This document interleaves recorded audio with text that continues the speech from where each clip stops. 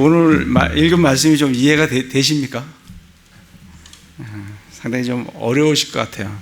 뭐 읽어도 이 말이 그 말 같고 저 말이 그 말 같고, 사실 좀 에베소서 읽으시면 1장 읽으시면 좀 그런 어떤 느낌이 좀 듭니다. 그래서 이게 우리가 지금 이제 복음서를 마가복음을 하나 했고, 그 다음에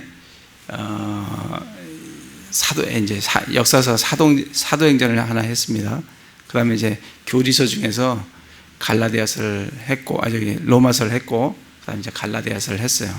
그 다음에 이제 에베소서를 이제 하려고 그렇게 지금 진행을 하고 있습니다. 그래서 에베소서하고 계속 쭉 이제 빌레몬서까지 저희가 해보려고 이제 하는데, 이 말씀이 우리가 한 구절 한 구절 이렇게 구절구절들은 우리가 말씀들을 아시는 말씀들도 있고 한데, 이거를 에베소서 전체를 놓고 이 에베소서가 우리에게 주시는 의미가 뭔지, 뭘 우리에게 말씀을 하시려고 하시는지, 이거를 정말 알고 깨닫고 하면 마음속에 정말 새로운 기쁨이 마음속에 일어납니다. 그래서 그거를 하기 위해서 이제 이 말씀을 하시는 거예요. 그래서 어떤 분들은 좀 약간 좀 어렵다라고 느끼실 수도 있는데, 또 하시다 보면 이 말씀들을 은혜 가운데 잘 깨달을 수가 있습니다. 그래서 계속 진행을 잘 이렇게 해보시고, 또 이 하시는 김에 이제 에베소서를 하니까 이번 기회에 에베소서를 정말 풍성하게 읽으셔가지고, 이 에베소 말씀이 뭔지 내 머릿속에, 내 마음속에 에베소서가 이렇게 그려지도록, 에베소서는 이런 거구나.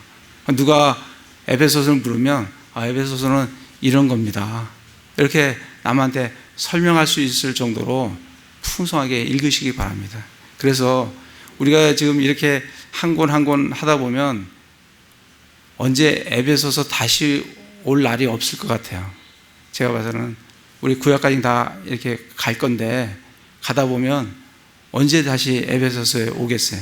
이미 갈라디아서는 지나갔고, 갈라디아서도 충분히 읽으시고 좀 마음속에 새겨 두시기 바랍니다. 그래서 우리가 이렇게 가다 보면 정말 언제 에베소서 올지 모르기 때문에 이 에베소서 하는 6주, 7주, 많아야 길어야 7주, 뭐 그 정도 될 거예요. 그 정도 하실 때 에베소서를 풍성하게 충분히 읽으셔서 이 말씀을 통해서 하나님께서 나에게 주시고자 하는 메시지가 뭔지, 의미가 뭔지를 충분히 좀 아시는 그런 기회가 되었으면 좋겠습니다. 오늘 읽은 말씀에도 사도 바울이 우리에게 지혜와, 읽은 말씀은 아니네요. 그 뒤에 보면 기도를 하는 장면에 지혜와 계시형을 주셔 하나님을 알게 하시고, 그런 말씀이 나와요. 그래서 정말 우리가 정말 필요한 것은 지혜와 계시의 영이 참 필요해요. 그걸 주실 때 우리가 하나님을 풍성히 알아갈 수가 있습니다. 우리가 어떻게 하나님을 알 수 있겠어요? 우리 하나님을 알 수 있는 방법은 이 성경 외에는 알 수 있는 방법이 없어요. 물론 일반적인 계시로 뭐 세상을 우리한테 보여주셨지만, 그걸 통해서 하나님을 알 수 있는 것은 아주 극히 제한적인 것밖에 알 수가 없어요. 하나님께서 우리에게 자신을 성경을 통해서 우리에게 계시해 주지 않으려 하시면 우리가 하나님을 알 수가 없어요. 그래서 이 성경 말씀이 우리에게 너무 귀한 거예요. 왜냐하면 하나님께서 자기 자신을 우리에게 계시를 해 주시기 때문에 그래요. 그래서 정말 이 말씀을 풍성히 읽으시면 우리가 무엇의 기쁨과 힘을 얻겠어요? 우리가 기쁨을 얻고 힘을 얻을 수 있는 것은, 유일한 것은 하나님의 말씀이에요. 그래서 우리가 이 말씀에 우리의 시간을 드리는 겁니다. 그래서 그렇게 좀 충분히 하시면 좋겠다 싶습니다. 이 에베소서는 뭐 수신자는 에베소서인 것을 우리가 너무나 잘 알고요. 기록자는 사도 바울이 62년경에 기록되었다라고 되어 있습니다. 그러니까 사도 바울이 예루살렘에서 로마로 이제 호송되면서, 거기에서 감옥에 있으면서 4개의 옥중 서신을 기록을 했는데, 그 중에서 첫 번째 편지가 에베소서예요. 에베소서, 그 다음에 빌립보서, 골로새서, 빌레몬서, 이렇게 4권이 옥중 서신입니다. 에베소서는 전체적으로 뭘 우리에게 주시고자 하냐면 정말 교회가 뭔지, 그러니까 특별히 이 로컬 처치, 우리가 지금 이 교회를 지금 한다고 이렇게 모여 있지 않습니까? 이거를 갖다가 지역 교회라고 합니다. 이 지역 교회에 대해서 에베소서는 이 지역 교회에 대해서 얘기해 주시는 게 아니에요. 에베소서는 뭘에 대해서 얘기해 주시냐면, 에베소서는 주님의 몸된 교회에 대해서 얘기를 해 주세요. 우리가 예수 그리스도를 믿으면 성령 침례를 받아서 그리스도의 몸 안으로 들어간다 그랬어요. 성령에 푹 잠겨서 그리스도의 죽음 안으로 들어간다 그랬어요. 그 몸 안으로 들어간다는 게 예수 그리스도의 몸의 한 부분이 된다는 거예요. 그 몸의 한 부분이 뭐냐면 그게 교회입니다. 그게 주님의 몸된 교회예요. 그래서 에베소서는 뭘 얘기를 해주냐면 우리한테 주님의 몸된 교회에 대해서 우리에게 말씀을 해주십니다. 특별히 이 주님의 몸된 교회의 머리가 누구신가? 머리는 예수 그리스도가 머리시다. 우리 이 몸된 교회는 주님의 몸이다. 이렇게 이제 말씀을 해주고 계십니다. 그래서 잠깐 이제 살펴보시면 1장에 보시면 1장 전체는 1장 1절부터 14절까지는 우리 몸된 교회인 우리 성도들에게 하나님께서 어떤 복을 주셨는가, 하늘에 있는 하늘 처소들에 있는 모든 영적인 복을 주셨다고 3절에 되어 있어요. 그 복에 대해서 쭉 어떤 복을 주셨는지를 14절까지 얘기하는 게 1장 1절부터 14절. 우리에게 주신, 우리 교회, 그러니까 몸된 교회에 주신, 우리 성도들에게 주신 하늘 처소에 있는 영적인 복들이 어떤 건지를 알려주시는 게 14절까지이고 15절부터 23절까지는 그렇기 때문에 우리가 그 주신 복을 잘 알고 깨닫기 위해서는 우리가 하나님 앞에 기도를 해야 된다는 거예요. 그래서 15절부터 23절까지는 사도 바울의 기도가 나와요.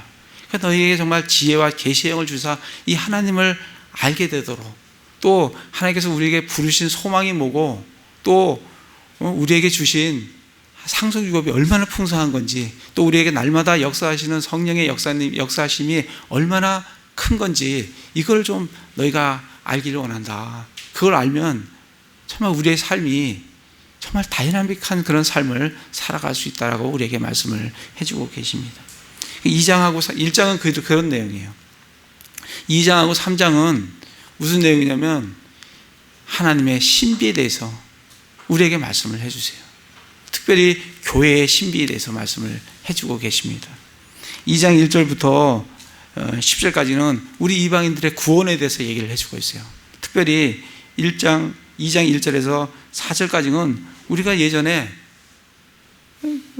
잘못된 이 세상의 권세를 잡은 통치자의 행로를 따라서 죽은 자들이었다. 그런데 8절에 보면 너희가 믿음을 통해 구원을 받았다. 그러니까 우리의 이전에 우리가 죽었고, 그리고 우리가 예수 그리스도 안에서 믿음으로 구원을 받았다. 그 말씀을 해주시면서 11절에 그래서 기억해라. 우리 그리스도 안에서 유대인들과 이방인들이 하나가 되었다. 이 둘이 하나가 되었다. 지금 이 2장 3장은 하나님의 신비에 대해서 얘기를 해주시는데, 특별히 무슨 신비냐면 그리스도 안에서 이방인과 유대인이 할례자나 무할례자가 필요 없이 그 안에서 새로운 한 창조물인 교회가 탄생했다라는 것을 2장 3장에서 우리에게 말씀을 해주고 계십니다. 그래서 2장 11절부터 22절까지는 계속해서 우리 그리스도의 피로 이방인들과 유대인들이 주님 안에서 하나가 되고 가까워졌다. 그렇게 이제 말씀을 해주고 계십니다. 그러시면서 3장에 가면 이 신비가 뭐냐? 3장 4절에 보면 그것으로 말미암아 너희가 읽을 때 그리스도의 신비에 대해 내가 알고 있는 바를 깨닫게 되리라. 근데 이 신비가 뭐냐면 6절에 이 신비는 곧 복음으로 말미암아 이방인들이 그리스도 안에서 동료 상속자가 되고 같은 몸에 속하게 되며 그분의 약속에 참여하는 자가 된다는 것이라. 이 신비가 뭐냐면 그리스도 안에서 유대인들과 또 이방인들이 예수님과 함께 공동 상속자가 된다는 거예요. 그게 사도 바울에게 주신 교회의 신비라고 지금 그거를 말씀을 해주고 계십니다. 그러면서 14절에서 21절까지 다시 또 사도 바울의 기도가 나와요. 거기까지 3장까지 교리에 대한 거예요. 그리고 4장, 5장, 6장은 이제 실생활에 대한 것을 말씀을 해주고 계십니다. 그래서 4장에서는 특별히 우리 교인들, 그러니까 그리스도의 몸된 이 성도들의 삶이 어때야 되는지에 대해서 말씀을 해주시는데 4장에 보면 4장 1절부터 6절까지 보면 온통 하나예요. 한 믿음, 5절 보세요. 4절 보면 한 소망, 한 몸, 한 성령, 한 주, 한 믿음, 한 침례, 한 하나님. 이렇게 쉬면서 이 몸된 교회가 그리스도 안에서 하나가 되어야 된다는 것을, 하나가 되어야 된다. 믿음도 하나고 침례도 하나고 한 하나님을 믿으며 이 하나가 된다는 것을 지금 강조를 해주고 있습니다. 그러면서 7절부터 16절까지는 이 하나가 되는데, 이 하나가 되는데 가장 중요한 것은 하나님께서 그 하나가 되기 위한 선물을 우리에게 주셨다. 그 선물이 누구냐면 11절에 그분께서 더러는 사도로, 더러는 대언자로, 더러는 복음 전도자로, 더러는 목사와 교사들을 선물로 주셨다는 겁니다. 이들의 역할이 뭐냐면 그리스도의 몸을 하나로 세워가는 역할을 하는 게 이들의 역할이에요. 그렇게 그리스도 몸, 12절에 보면 그리스도 몸을 세우게 하려 하심이라.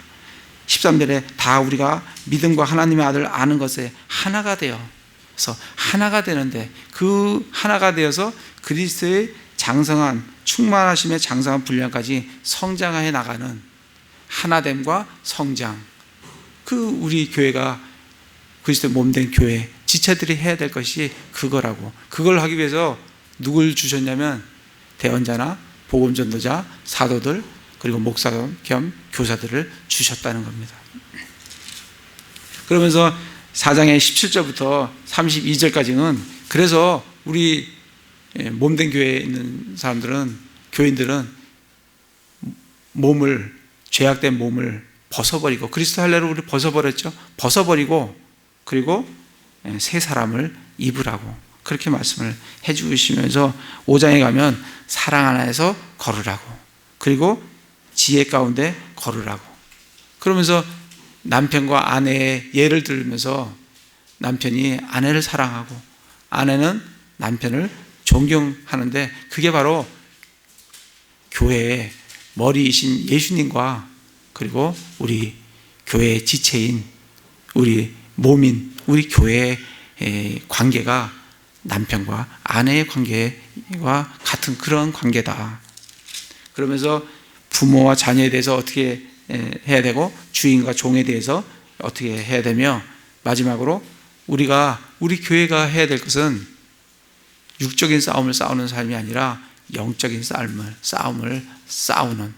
이스라엘은 육적인 싸움으로 싸워서 가나안 가서 가나안 땅을, 하나님께서 그들에게 가나안 땅을 주셨어요. 그들은 육적인 전투를 통해서 그들에게 나아가서 그 가나안 땅을 쟁취하듯이 우리도, 우리 교회가 하나님께서 주신 그 복을 누리면서 하나님의 왕국을 쟁취하는 것은 우리도 영적인 싸움을 통해서 하나님의 나라를 하나님의 왕국을 확장해 나간다. 영적인 싸움이 우리에게 있다라는 것을 하면서 마무리를 짓는 게 에베소서 전체의 내용입니다. 그 내용을 좀 기억을 하시면서 오늘 1장 말씀을 같이 좀 보도록 하겠습니다. 1장 1절을 보시면 굉장히 어려워요. 쉽지가 않아요. 이게 무슨 말씀이지? 이렇게 이제 이해가 좀 안 되실 수도 있는데 한번 간단하게 이렇게 하나하나 차근차근 같이 말씀을 나눠보도록 하겠습니다. 하나님께서 우리 그리스도인들에게 복을 주셨어요. 근데 이 복은 이스라엘에게 주신 복하고는 틀려요. 이 복을 제대로 나누지 않으면 우리는 잘못된 복을 이 땅에서 구하면서 살다가 하나님께 가게 됩니다. 그러니까 우리에게 주신 복이 뭐고, 그 다음에 이스라엘에게 주신 복이 뭔지 분명하게 잘 알아야 돼요. 그래서 1장 3절에 이게 잘 읽어보셔야 돼요. 1장 3절, 하나님 곧 우리 주 예수 그리스도의 아버지를 찬송하리로다. 그분께서 그리스도 안에서 하늘의 처소들에 있는 모든 영적인 복으로 우리에게 복을 주셨으니, 우리에게 주신 복은 하늘들의 처소에 있는 모든 영적인 복이에요. 이 영적인 복이 이걸 놓치고 땅에 있는 육신적인 복을 추구하면은 이건 이스라엘에게 주신 복이에요. 이스라엘에게 주신 복을 마치 우리에게 주신 복인 것 같이 그걸 추구하다 보면 무슨 육신의 복을 얻고 물질의 복을 얻고 이런 복들만 추구하다가 이 세상은 하나님이 떠나갑니다. 이 세상은 우리에게 주신 복은 그런 복이 아니에요. 만약 그런 복을 주셨다고 하면 이 세상에서 사도 바울은 가장 비참한 사람이에요. 그러나 사도 바울은 저 하늘 왕국에서, 천국에서 정말 하나님께 가장 보상을 많이 받는 사람이 사도 바울일 거예요. 만약 그가 이 땅의 복을 추구했다고 하면 그만큼 비참한 사람이 어디 있어요? 맨날 얻어맞고, 맨날 파산당하고, 맨날 죽을 고비 당하고, 맨날 헐벗고 굶주리고, 그런 삶을 왜 그가 그런 삶을 선택을 했겠습니까? 왜냐하면 우리 그리스도인들에게 주시는 복은 무슨 복이라고요? 하늘의 처소들에 있는 모든 영적인 복이라는 것을 명심하셔야 돼요. 우리에게 주신 복은 이런 복이에요. 신명기 28장을 가보겠습니다.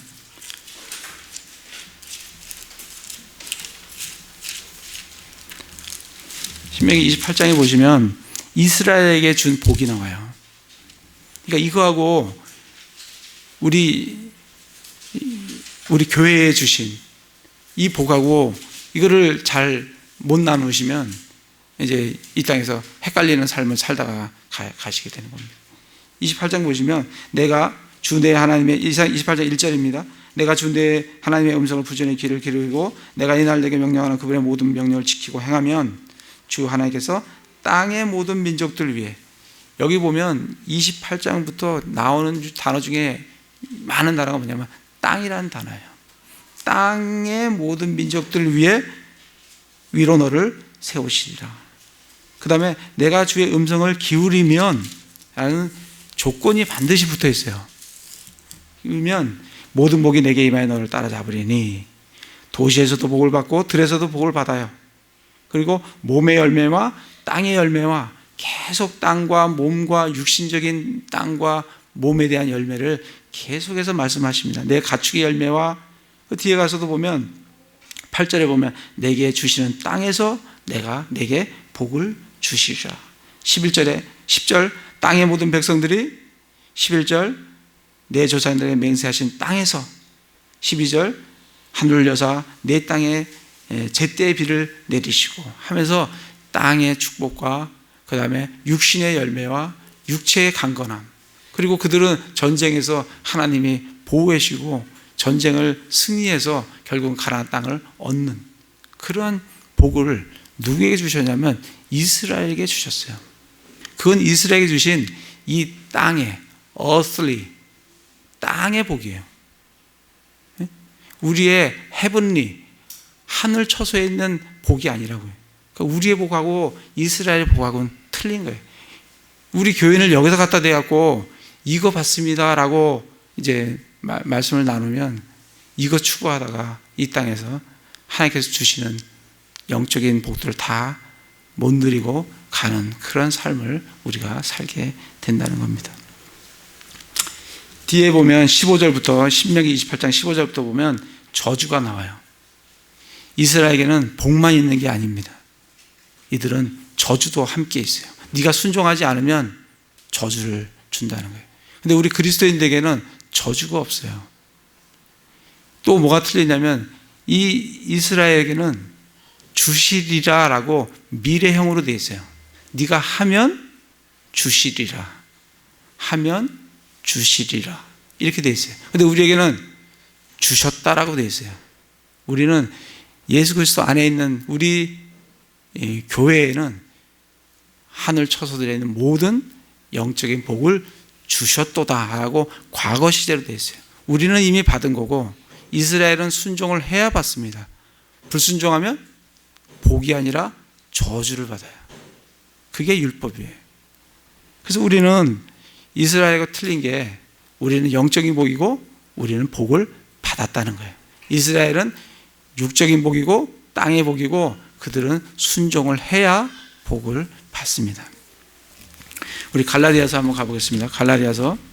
우리 지난번에 갈라디아서 했기 때문에 이제 그때 열심히 잘 하신 분들은 이 말씀만 해도 이게 그 말씀이네 하고 이해되는데 충분히 안 해놓으신 분들은 항상 새롭습니다. 항상 가면 이게 또 그건가? 이게 항상 새로워요.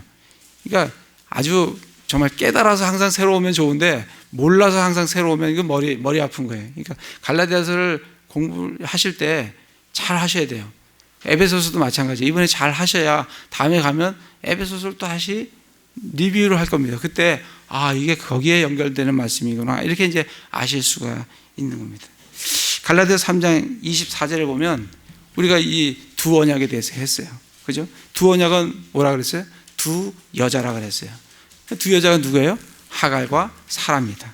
그래서 27절에 하나는 신에서 나와 속박당하게 하는 자니 곧 누구라고요? 하갈이라. 이 하갈은 아라비아에 있는 신의 산이요 지금 있는 예루살렘에 해당하는 곳으로 자기 아이들과 더불어 속박 중에 있느니라. 그래서 하갈은 누구를 대표하냐면 유대인을 대표해요. 그거는 뭐라고요? 지금 예루살렘에 해당하는 거예요. 지금 있는 예루살렘이에요. 그게 뭐예요? 땅이라는 거예요. 저 땅에 있는 예루살렘. 그러니까 유대인들은 철저히 땅의 복을 받았어요. 그래서 저 땅, 예루살렘, 하갈, 그걸 지금 얘기를 해주고 있어요. 근데 우리 그리스도인은 어떻게 돼요? 26절에 그러나 위에 있는 예루살렘은 우리는 땅의 복을 받은 게 아니에요. 우리는 영적인 복을 받았어요. 하늘 처소에 있는 영적인 복을 받았기 때문에 우리는 어디예요? 위에 있는 예루살렘이에요. 위에 있는 예루살렘은 자유로운 자니 곧 우리 모두의 어머니라. 누구라고요? 사라라는 거예요. 그래서 31절에 그런즉 형제들아 이처럼 우리는 노예 여자의 아이가 아니요. 땅의 복을 추구하는 하갈 거기가 아니라는 거예요. 우리는 하늘들의 처소에 있는 영적인 복을 추구하는 사라 위에 있는 예루살렘에 해당하는 사람들이 우리 영적인 교회, 그리스도의 몸된 교회라는 거예요. 골로새서 가보겠습니다. 골로새 3장. 그래서 사도 바울이 골로새 3장 2절에 그러므로 1절부터 보면 그러므로 너희가 그리스도와 함께 이렇게 졌거든 위에 있는 것을 추구하라. 우리는 철저히 위에요. 이 땅이 아니에요. 아래가 아니에요. 위에요. 위에 있는 걸 추구하라. 거기에는 그리스도께서 하나님 오른편에 앉아 계시느니라. 위에 있는 것들에 너희의 뭘 두라고요? 애착을 두고 거기에 애착을 두라는 거예요. 왜냐하면 우리의 심의권은 우리의 생활 방식은 철저히 하늘에 있어요. 왜? 그리고 하늘의 처소들에 있는 모든 영적을 주셨기 때문에 우리의 애착을 이 땅에 두면 정말 하나님이 원하시지 않는 삶을 살아가는 거예요. 이 땅은 우리가 애착을 둬야 될 것이 아니에요. 우리가 애착을 둬야 될 것은 어디예요? 저 하늘이라고. 하늘에 우리의 애착을 둬야 돼요. 그래서 위에 있는 것들에 너희의 애착을 두고 땅에 있는 것들에 두지 말라라고 거듭해서 우리에게 말씀을 해주고 있습니다. 이걸 마음속에 정말 분명히 잘 나누고 새기고 계셔야 우리가 하나님께 합당한 삶을 살아갈 수가 있습니다. 다시 에베소서로 오겠습니다. 에베소서 와 보시면 1장 3절에 보면 하나님 곧 우리 주 예수 그리스도의 아버지를 찬송하리로다. 그분께서 그리스도 안에서 하늘의 처소들에 있는 모든 영적인 복으로 우리에게 복을 주셨으니, 하나님께서 우리에게 복을 주셨어요. 하늘의 처소들에 있는 모든 영적인 복을 주셨는데, 그거는 4절부터 보면 쭉 복이 뭔지 나와요. 그건 조금 이따 이제 우리 나눠보도록 하고, 하늘의 처소들의 복을 주셨는데, 이 복을 왜 주셨냐면 목적이 있어요. 목적을 잘 알아야 내가 복을 받고 그 목적에 합당한 삶을 살 수가 있어요. 목적은 뭐냐면 3절에 보면 하나님 곧 우리 주 예수 그리스도의 아버지를 찬송하리로다. 우리가 복을 받으면 그 복을 가지고 뭘 해야 되냐면 하나님 아버지를 찬송하는 거예요. 하나님을 찬양하는 거예요. 그걸 위해서 우리에게 주셨다는 거예요. 6절에 보면 자신의 은혜의 영광을 찬양하게 하셨느니라. 이 말씀이 지금 계속해서 반복해서 나옵니다. 12절에 보시면 이것은 먼저 그리스도를 신뢰한 우리가 그분의 영광을 찬양하게 하려 함이라. 14절에 보시면 이 영께서는 값주고 사신 그 소유물이 구속받을 때까지 우리의 상속 유업의 보증이 되사 그분의 영광을 찬양하게 하시느니라. 우리에게 복을 주신 목적이 있어요. 그건 뭐냐면 하나님을, 영광스러운 하나님을, 그 영광의 하나님을 찬양하라는 거예요. 그게 우리에게 주신 복 주신 목적이에요. 그리고 3절을 또 잘 읽어보시면 그게 그래서 하나님 곧 우리 주 예수 아버지를 찬송하리로다. 이게 목적이에요. 그분께서, 하나님께서 복을 주시는데 어디를 통해서 주냐면 그리스도 안에서 주세요. 이게 대단히 중요한 단어예요. 그리스도 안에서 주시는 거예요. 그리스도 밖에서는 저주예요. 하나님은 복을 주시는데 누구에게 주시냐면 그리스도 안에 있는 사람에게 주세요. 그러니까 복을 받기 위해서는 그리스도 안으로 들어오셔야 돼요. 그게 우리 예수 그리스도를 믿고 우리가 그리스도 안에 있다는 게 얼마나 축복된 건지 몰라요. 왜냐하면 하나님은 그리스도 안에 있는 사람들에게 복을 주십니다. 어떠한 사람이든 그리스도 밖에 있는 사람에게는 저주뿐이에요. 그래서 그리스도 안이라는 게 굉장히 중요해요. 이게 조건이에요. 조건은 한 가지 조건밖에 없어요. 뭐냐면 그리스도 안에 있는 자들에게 하나님께서는 복을 주신다는 거예요. 그럼 하나님은 이거를 어떻게 이제 일을 행하시는가? 1장 5절에 보면 자신의 크게 기뻐하시는 뜻에 따라 우리를 예정하사 예수 그리스도를 통해 자신의 아들로 입양하심으로써. 그래서 하나님은 우리에게 복을 주시는데 누구 안에서 줘요? 그리스도 안에서 주세요. 목적은 뭐예요? 하나님을 찬양하도록. 근데 하나님이 우리에게 복을 주시는데 마지못해 주시는 게 아니에요. 우리 그런 거 있잖아요. 뭐한테 누가 남한테 주는데 이거 뭐 진짜 그냥 마지못해 주는 경우가 많이 있어요. 이거 뭐 별로 주기는 싫고 근데 안 주면 안 될 것 같아서 그냥 주는 거예요. 이게 마지못해 주는 거예요. 마지못해 주는 거예요. 예? 마지못해 준다고요. 근데 하나님은 우리에게 복을 주시는데 마지못해 주시는 분이 아니에요. 그리고 뭐 생각해도 보니까 갑자기 생각나고 뭐 쟤한테 뭐 좀 줘야 되겠네 하고 툭 주시는, 즉흥적으로 주시는 분이 아니세요. 하나님은 5절에 보면 자신의 크게 기뻐하시는 뜻에 따라 기뻐하시면서 주시는 거예요. 기뻐하시는데 보통 기뻐하는 게 아니라 크게 기뻐하시는 거예요. 기뻐하시는 중에 또 뭐에 따라 줘요? 뜻에 따라. 하나님은 이미 계획을 갖고 계시고 뜻을 갖고 계시고 하나님께서 마음에 작정하신 것이 있으세요. 그거에 따라서 주시는 거예요. 그게 창건 이전에 이미 그리스도 안에 있는 자들에게는 내가 복을 주겠다라고 하나님께서 이미 작정을 하신 거예요. 뜻을 갖고 계신 거예요. 그 뜻에 따라 우리들에게 복을 주시는 겁니다. 그래서 이런 어떤 그 내용의 이 어떤 이것이 이렇게 반복이 됩니다. 이게 반복이 되기 때문에 이러한 어떤 프레임을 딱 가지고 말씀을 이제 어떤 복을 주셨는지 그 말씀을 한 절 한 절씩 찾아가면서 보도록 그렇게 하겠습니다. 지금 제가 말씀하신 것은 말씀을 보는 프레임이에요. 프레임. 그러니까 뭐냐면 하나님께서 우리에게 복을 주셨는데 그리스도 안에서 주셨구나. 깊으신 뜻에 따라, 크게 기뻐하신 뜻에 따라 주셨구나. 주신 목적은 하나님을 찬양하도록 하게 임을 위해서 주셨구나. 이것이 반복해서 지금 1절부터 14절까지 돌아간다는 겁니다.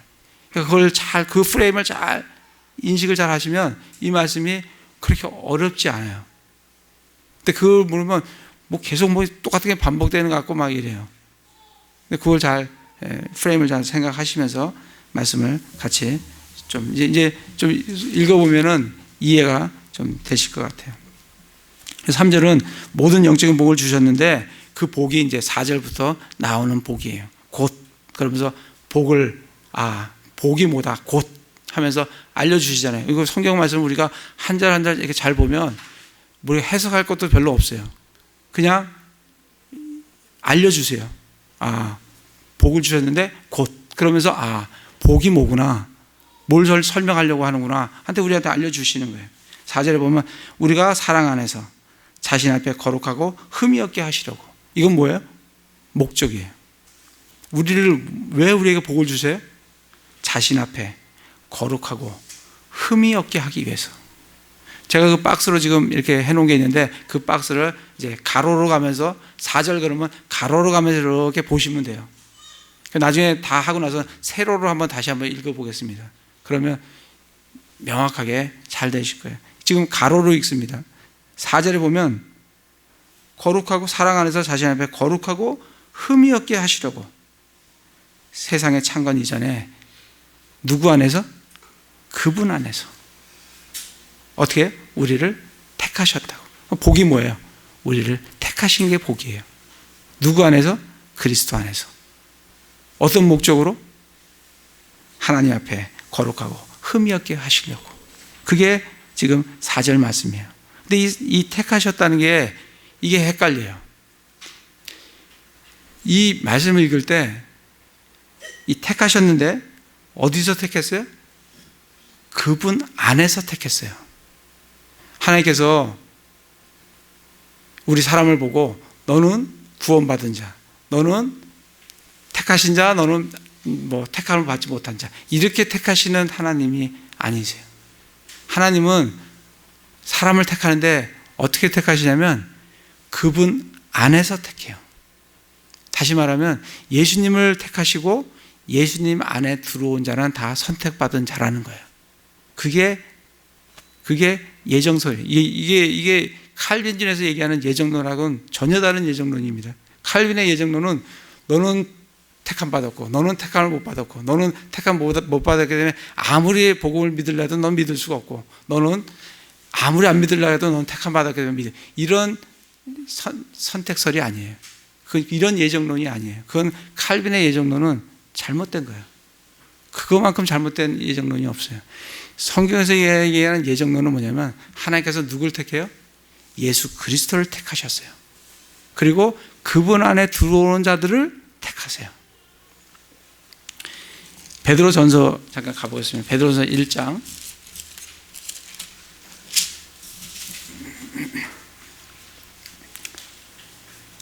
20절 18절부터 제가 읽어보겠습니다. 18절부터 20절까지인데 베드로전서 1장 18절에서 20절까지. 너희가 알거니와 너희 조상들로부터 전통으로 물려받은 너희 헛된 행실에서 너희가 구속받은 것은 은이나 금같이 썩어질 것으로 된 것이 아니요 오직 흠없고 점도 없는 어린 양의 피 같은 그리스도의 보배로운 피로 된 것이니라 하시면서 20절에 참으로 그분이 누구예요? 예수 그리스도입니다. 그분께서는 세상의 창건 이전에 미리 어떻게 됐어요? 예. 미리 정해지신 거는 누가 정해졌어요? 예수님이 정해주셨어요. 예수님이 타락한 죄를 지은 인간을 구원하기 위해서 누가 정해졌냐면 예수님이 정해주셨어요. 하나님은 예수님을 정하셨어요. 그리고 하나님은 예수님 안으로 들어오는 자들을 다 선택하세요. 그게 정해졌다는 거예요. 그런 의미에서의 예정이에요. 선택이에요. 잘 이해하셔야 됩니다. 그러니까 누가 정해졌냐면 예수님이 창건 이전에 예수님이 인간을 구원하도록 정해주셨어요. 그리고 그 예수님을 믿는 자들을, 그분 안에서 그 예수님을 믿는 그분 안에 있는 자들을 하나님은 선택을 하신다고 우리에게 말씀을 해주고 계십니다. 다시 에베소서로 오겠습니다. 에베소 1장 4절에 그래서 이 말씀을 읽으실 때 잘 읽으셔야 돼요. 세상의 창건 이전에 그분 안에서, 이 단어를 빼고 읽으면 안 돼요. 그분 안에서 어떻게 돼요? 우리를 택하셨으며, 우리를 택하셨어요. 근데 누구 안에서 택해요? 예수님 안에서 우리를 택한다고. 그러니까 예수님 믿는 자들이 택함을 받은 자들인 거예요. 5절에 가보겠습니다. 자신의 크게 기뻐하시는 뜻에 따라. 하나님의 우리를 사랑하시는 방법이에요. 원칙이에요. 그럼 뭐예요? 크게 기뻐하시는 뜻에 따라 우리를 사랑해요. 즉흥적이고 이런 주기 싫어서 그런 하나님이 아니지. 크게 기뻐하시는 뜻에 따라 우리를 예정하세요. 그리고 예수 그리스도를 통해 자신의 아들로 입양하셔요. 예정하셨다는 거예요. 그리고 우리를 입양하시는데 어떻게 입양하세요? 누구를 통해서? 예수 그리스도를 통해서 입양을 하신다고요.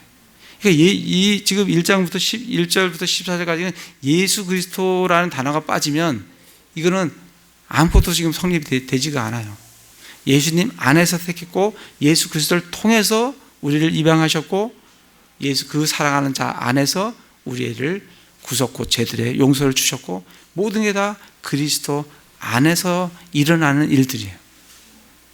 여기서도 예정이에요. 예정은 아까 택했다는 것과 동일하게 예정은 우리를 하나님께서 이미 우리를 예지 가운데 예정을 하시는 거예요. 말씀을 좀 찾아보겠습니다. 베드로 전서 1장 2절. 이 예정론이 굉장히 사람들로 하여금 헷갈리게 해요. 그 잘못된 누룩들이 있어가지고 그걸 하면 나는 예정을 못 받아서 선택을 못 받아서 구원 못 받고 그런 건 없습니다. 예수님을 믿는 사람은 누구나 구원받아요.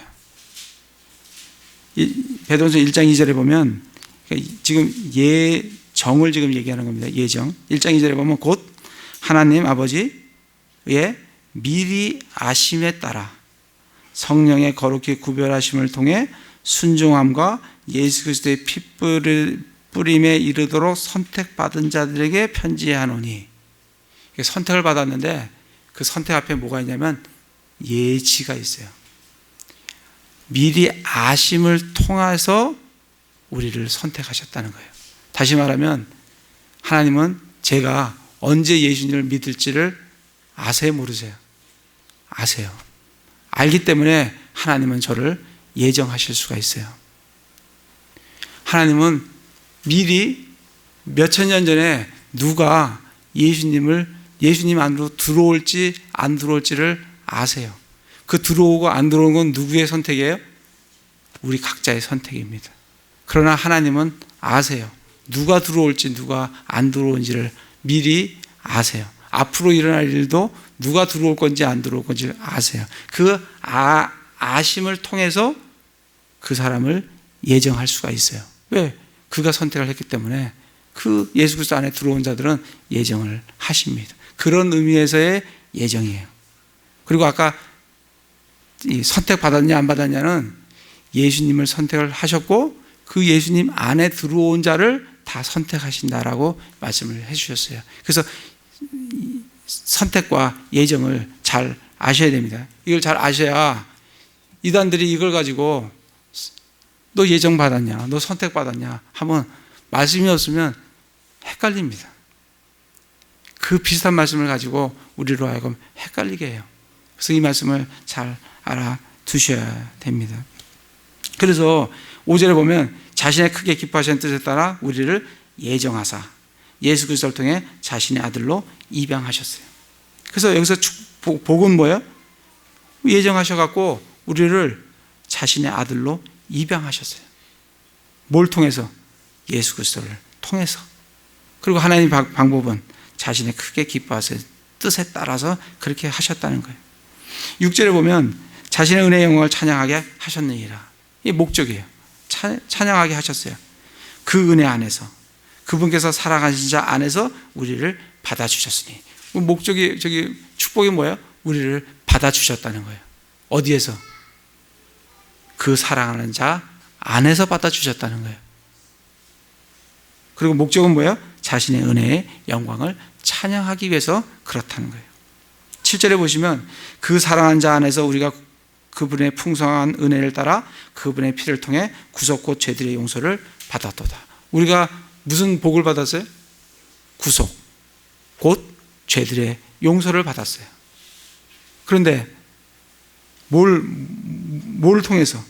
그분의 피를 통해서, 또 그분의 풍성한 은혜를 따라서, 그분의 그 사랑하는 자 안에서, 그 사랑하는 자 안에서 그분의 피를 통해서 우리가 구속과 죄들의 용서를 받았습니다. 그리고 그분의 풍성한 은혜에 따라서 그렇다는 겁니다. 이해가 그렇게 어렵지는 않을 것 같아요. 그래서 이 그리스도의 피를 통해서 우리가 구속 곧 죄들의 용서를 받았다는 겁니다. 골로새서 가보겠습니다. 골로새 1장 14절에 보시면 동일한 말씀이 나와요. 그분 안에서 우리가 그분의 피를 통해 구속 곧 죄들의 용서를 받았도다. 똑같이 나오죠. 이 아까 우리가 말씀을 읽어봤다시피 우리가 구속받은 것은 뭐 양이나 염소의 그 피로 된 게 아니라 점도 없고 흠도 없는 어린 양 같은 그리스도의 보배로운 피로 됐다라고 우리 베드로전서 아까 읽었어요. 1장 18절 20절 사이에 그 말씀을 읽었어요. 그죠?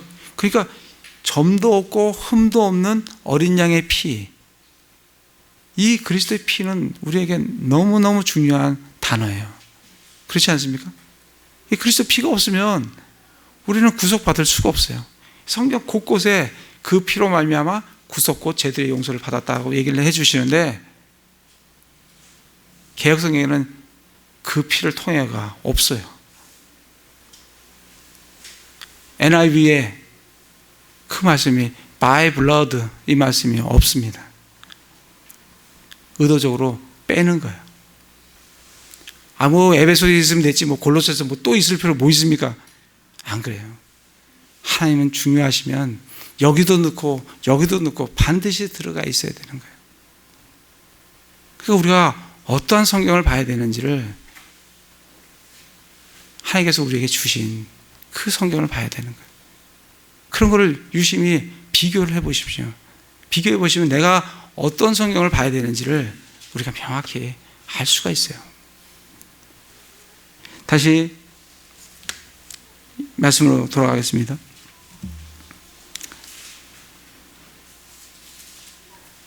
6장, 7장이 그렇게 되고 8절에 보시면 그 은혜 안에서 그분께서 우리에게 모든 지혜와 분별을 넘치게 하사, 우리에게 뭘 주셨냐면 지혜와 분별을 넘치게 해주셨어요.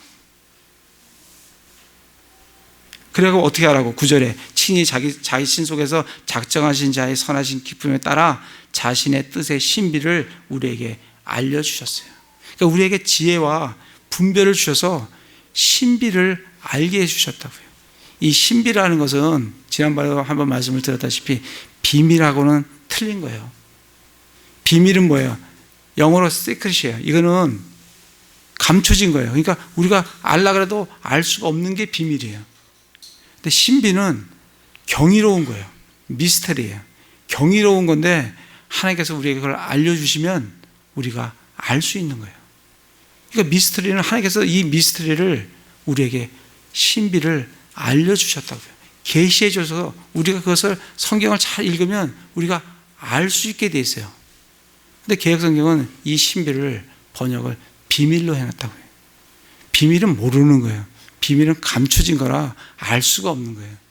그러니까 시크릿하고 영어 자체도 시크릿하고 미스터리하고는 틀린 거예요. 단어가 틀려요.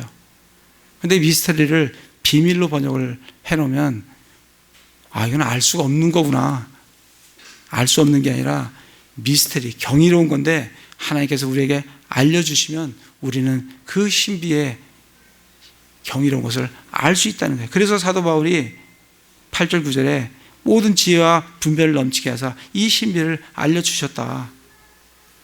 17절에도 보면 그래서 기도하잖아요. 지혜와 계시의 영을 너에게 주사 그분을 알게 하시고 그 신비로운 그 하나님이 어떤 분인지, 그 예수 그리스도가 어떤 분인지, 성령님이 어떤 분인지 그거를 지혜와 계시의 영을 주사 우리를 그걸 알게 해달라고 지금 기도를 하고 있는 것을 볼 수가 있습니다. 그래서 우리에게 주신 것은 모든 지혜와 분별을 넘치게 해주셨어요. 그래서 그 신비를 알게 해주셨다고요. 그래서 성경 말씀을 부지런히 읽으시면 누구보다도 이거는 정말 하나님께 기도하고 부지런히 읽는 사람이 승리하는 거예요. 아무리 목회자고 그건 아무 의미가 없어요. 이 목회자고 일반 성도도 나눌 필요도 없는 거고, 우리 교인들이 누구라도 성경을 펼쳐서 부지런히 하나님께 기도하면서 부지런히 읽는 사람이 하나님의 신비를 깨달을 수가 있어요. 그러니까 여러분 부지런히 읽으셔야 돼요. 정말 나에게 시간이 주어지면 내가 제일 먼저 투자를 해야 될 게 어디냐면 하나님의 말씀에 투자해야 돼요. 여러분들 자신을 한번 생각해 보세요. 나에게 시간이 주어진다. 그럼 나는 어디다 그 시간을 지금 쓰고 있는가? 부지런히 성경을 읽으십시오. 그래야 하나님께서 우리에게 알려주신 그 신비를 우리가 알 수 있다고요. 그럴 때 우리 마음속에 기쁨이 넘쳐나요. 우리가 뭘 얻어서 기쁨이 넘쳐나는 게 아니에요. 하나님께서 이 말씀을 우리에게 주신 것은 이 말씀을 통해서 우리가 기쁨을 누리도록. 그래서 여러분들의 시간들을 되찾을 필요가 있어요. 한번 여러분들 시간들을 사용하는 걸 한번 돌아보세요. 나는 내 시간을 어디다 투자하고 있는지, 내 직장 일에 거의 투자하고 있지는 않는지, 친구 만나는 일에 투자하고 있지는 않는지, 그 TV 채널에 내 눈이 고정되고 있지는 않는지. 여러분 그런 시간, 어떤 사람은 성경을 안 읽어도 신문은 처음부터 끝까지 다 읽는 분이 있어요. 세상적인 지식은 얻을지 몰라요. 그러나 하나님의 신비를 그런 분은 깨달을 수가 없어요. 알 수가 없어요. 성경을 안 읽고 어떻게 하나님의 신비를 알 수가 있겠어요? 여러분들 그런 시간들을 모아보세요. 시간 없는 게 아니에요. 내가 시간을 지금 다 낭비하고 있어요. 다른 데다 쓰고 있어요. 그 시간들을 모으세요. 그래서 성경의 에베소서에 너의 시간을 되찾으라는 거예요. 다른 데 빼앗긴 그 시간을 되찾으라는 거예요. 그 시간을 되찾아서 성경 읽는데 여러분의 시간을 들이십시오. 그러면 하나님의 놀라운 신비들을 알게 될 뿐만 아니라 내가 이 땅에서 어떻게 살아가야 될지 그거를 명확한 가치관 가운데, 성경적 가치관 가운데 살 수가 있습니다. 10절에 보시면 이것은 충만한 데 경륜 안에서 친히 모든 것, 즉 하늘에 있는 것들과 땅에 있는 것들을 그리스도 안에서 곧 그분 안에서 다 함께 하나로 모으려 하심이라. 여기서 경륜이라는 단어가 나와요. 이 경륜이라는 단어가 굉장히 어려워요. 경륜이 뭐예요? 어떤 분은 경륜 그러면 경험이 굉장히 풍부한 이런 게 아닌가 이렇게 생각을 할 수가 있어요. 우리나라 말 자체를 이렇게 많이 쓰는 단어가 아닙니다. 근데 이 경륜은 영어로 보면 dispensation이에요. dispensation. 이 dispensation은 뭐냐면 분배예요. 분배. 여러분들 커피 좋아하시는 분들 커피 자판기 있잖아요. 그게 뭐예요? 영어로 dispenser예요. dispenser. ER을 붙이는 거예요. 그러니까 나눠주는 기기. 그게 dispenser예요. dispenser. 우리 컵 같은 거 쭉 있다가 툭툭 누르면 하나씩 툭툭툭 나오죠. 그게 dispenser예요. dispenser. 예? dispenser. 그러니까 나눠주시는 거예요. 그러니까 충만한 때의 경륜이라는 것은 하나님의 충만한 때의 나눠주심이에요. 다시 말하면 하나님은 이 나눠주심에 따라서 이 시대를 이끌어 가세요. 율법의 시대를 율법의 경륜의 시대라 그래요. 그러니까 율법의 시대는 율법에 따라서 하나님께서 이 세대를 이끌어 가셨다. 그 세대를 이끌어 가셨어요. 그러면 지금 이 시대는 무슨 경륜일 것 같아요? 맞아요. 은혜의 경륜이에요. 지금 은혜의 경륜이에요. 하나님은 지금 뭐에 따라서 우리에게 나눠주세요? 은혜에 따라서 나눠주신다고요. 에베소 3장 2절에 가보겠습니다. 3절 2절에 보면 너희를 위해 내게 주신 하나님의 은혜의 경륜을 너희가 들었으리라. 지금은 은혜의 경륜이에요. 하나님은 지금 은혜에 따라서 우리의 죄에 관계없이 우리가 예수 그리스도를 믿기만 하면 하나님은 은혜에 따라서 은혜의 경륜으로 지금 우리를 이끌어 가시는 게 지금 은혜의 경륜이에요. 이때가 은혜의 경륜이에요. 그러니까 이때 구원받아야 되는 거예요. 하나님께서 이 은혜로 모든 사람이 주님 안으로 들어오는 자는 다 구원하시겠다 하는 이 은혜의 시대, 이 은혜의 경륜의 때에 우리가 구원을 받아야 되는 거예요. 이 시기가 끝나면 그 다음엔 환난의 때가 다가오는 거예요. 그리고 환난의 때가 끝나면 언제 오냐면 오늘 말씀에 1장 10절에 나오는 충만한 때의 경륜이 오는 거예요. 그럼 충만한 때의 경륜은 뭔가? 빌립보서 장에 가보겠습니다. 빌립보서 3장에 보시면 2장을 보겠습니다. 2장에 보시면 예수님이 한없이 낮아지세요. 한없이 낮아지시는데 예수님을 9절에 보면 그러므로 하나님께서도 그분을 높이 올리시고 모든 이름 위에 있는 이름을 그분에게 주사. 하나님은 한없이 예수님을 높이세요. 낮추신 예수님을 한없이 높이신다고. 높이시는데 10절에 보면 하늘에 있는 것들과 땅에 있는 것들과 땅 아래에 있는 것들의 모든 무릎이 예수라는 이름에 굴복하게 하시고 또 모든 혀가 예수 그리스도는 주시라고 시인하여 하나님 아버지께 영광을 돌리게 하셨느니라. 이게 충만한 때의 경륜이에요. 충만한 때의 경륜이 되면 그때는 하늘에 인격체가 어디에 있냐면 저 하늘에 인격체가 있어요. 천사들 있죠? 인격체입니다. 이 땅에 인격체가 있어요. 우리 사람들 있죠? 저 땅 아래도 인격체가 있어요. 죽은 혼들 그리고 타락한 영들 인격체들이 있다고요.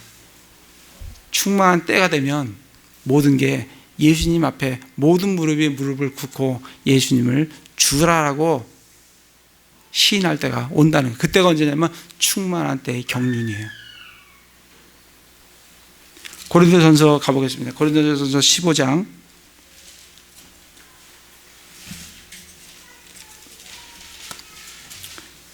시간이 좀 가서 제가 간단하게만 읽겠습니다.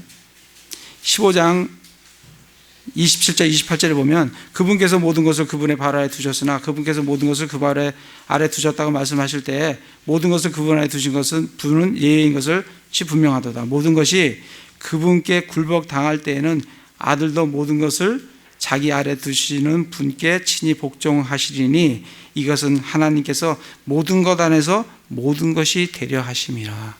이게 충만한 때의 경륜이에요. 이때 되면 하나님이 모든 것 안에 모든 것이 되세요.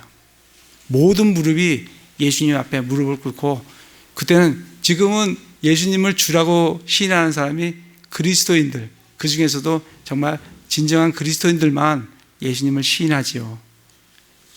모슬렘이 예수님을 시인합니까? 유대인들이 예수님을 시인하나요? 불교들이 시인하나요? 근데 충만한 때에 경륜이 되면 그때는 모든 무릎이 다 꿇고 예수님께 주라라고, 그리고 하나님은 모든 것에 모든 것이 되시는 그 충만한 때의 경륜이 온다는 거예요. 그건 예수님이 재림하실 때 충만한 때의 경륜이 이루어져요. 그래서 하나님은 경륜에 따라서 이 우리에 있는 우리 시대를 경륜에 따라서 경영을 하시는 하나님이세요. 율법의 경륜이 있고 은혜의 경륜이 있고 나중에 충만한 때의 경륜이 있다는 것을 우리에게 지금 말씀을 해주고 계십니다. 다시 에베소서에 와서, 그때 되면 모든 게 예수님 안에서 하나로 다 모아지는 거예요.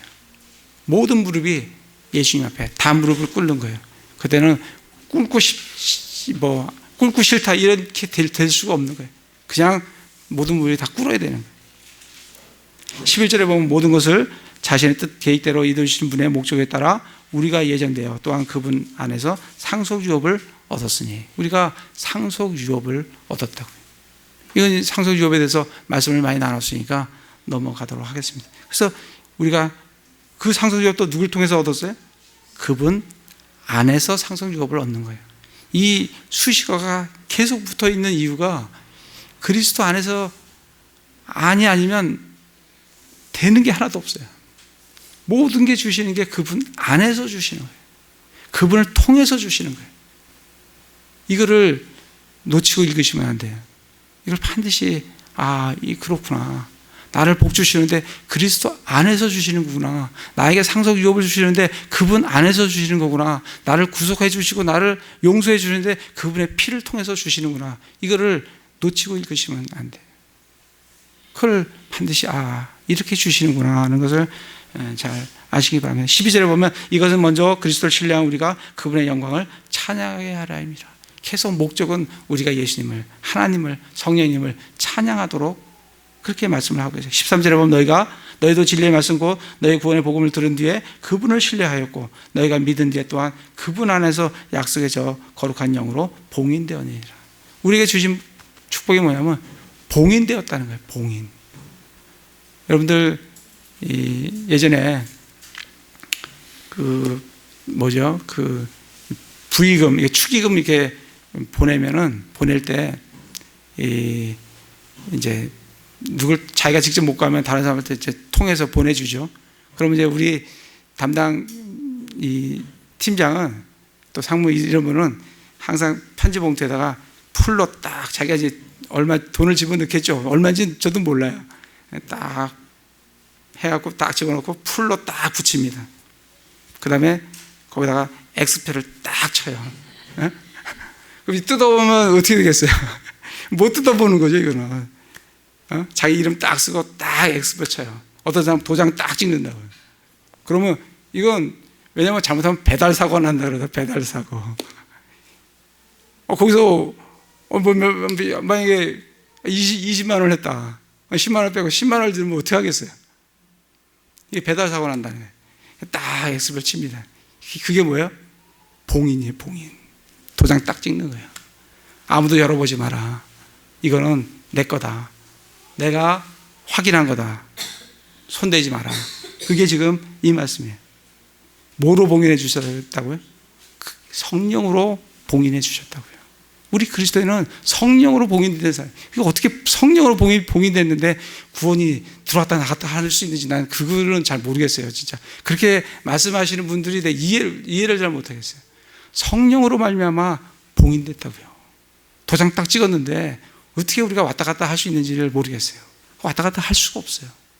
누구 안에서 그렇다고요? 13절 잘 보세요. 그분 안에서. 그것도 그분 안에서요.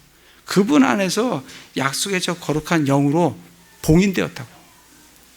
14절에 이 영께서는 값주고 사신 그 소유물이 구속받을 때까지. 이 구속은 뭐야? 우리 몸의 부활이에요. 몸이 예수님과 같이 되는 거예요. 그 구속받을 때까지 우리의 상속 유업의 보증이 돼서, 이 상속 유업의 보증이 또 누구예요? 성령이라고요. 보증이 돼서 그분의 영광을 찬양하게 하셨느니라.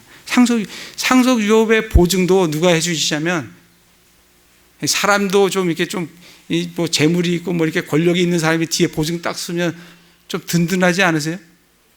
든든할걸요. 든든하다고요. 근데 누가 보증을 해주신다고? 우리는 상속유업의 보증이 누구예요? 성령님이 보증이 주신다고요. 한 구절만 찾아보겠습니다. 고린도후서 2장 22절.